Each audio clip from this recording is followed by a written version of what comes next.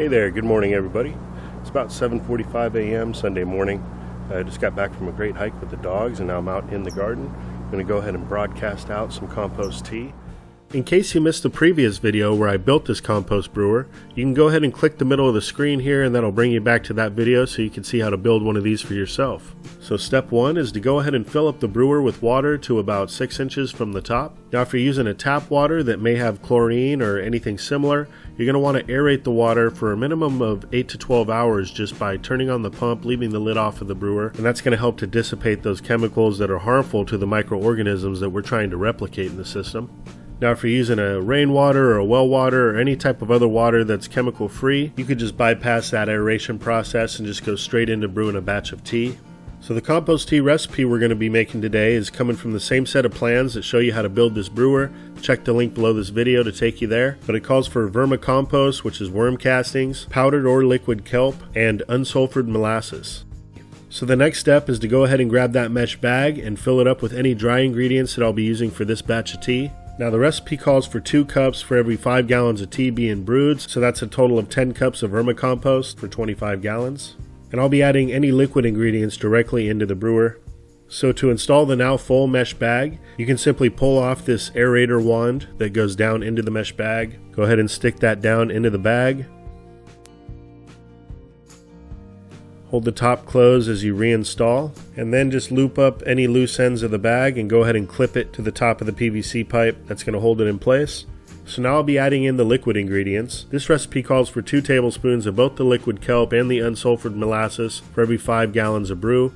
So this is 25 gallons, that'd be 10 tablespoons each, which is roughly equivalent to just over a half a cup of each liquid. And now that we got the concoction all together, you're just going to plug in the air pump and away we go.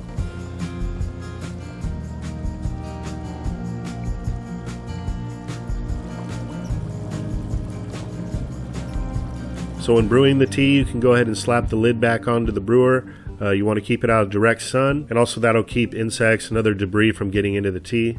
Alright, so we're back again after having started this tea 24 hours ago, and that really is when the tea is going to be at its peak, so you really want to try to target letting it brew for that time frame and using it rather quickly. See, we got a little healthy foam in there. So I'm just going to go ahead and unplug the pump now.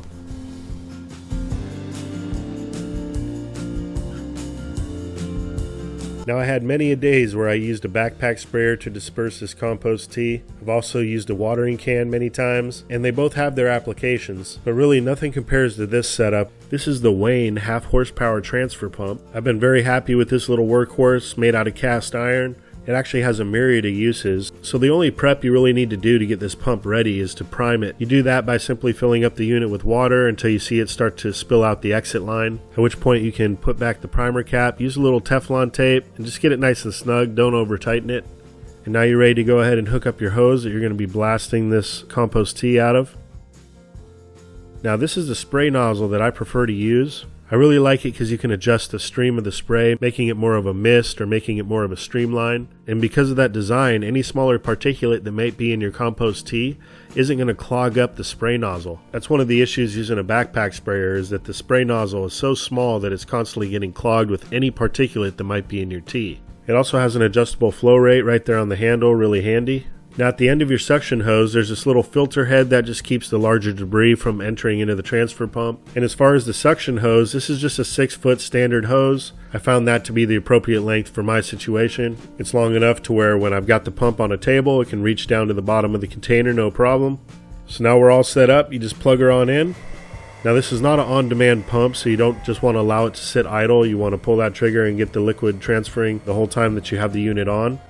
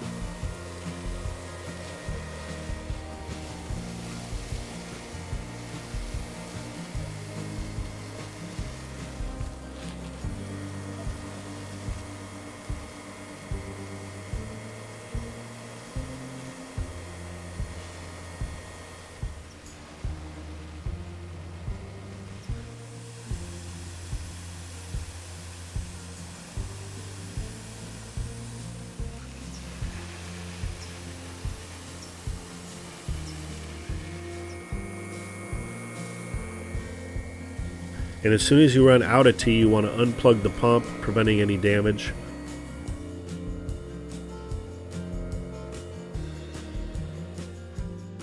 Alright, now cleanup's a cinch. You can go ahead and remove the mesh bag in reverse order. Go ahead and put those spent castings around your favorite fruit tree. And the cool thing about these bags, you can wash and reuse them again and again. To clean out the pump, just remove that primer cap and go ahead and blast it out with some clean water.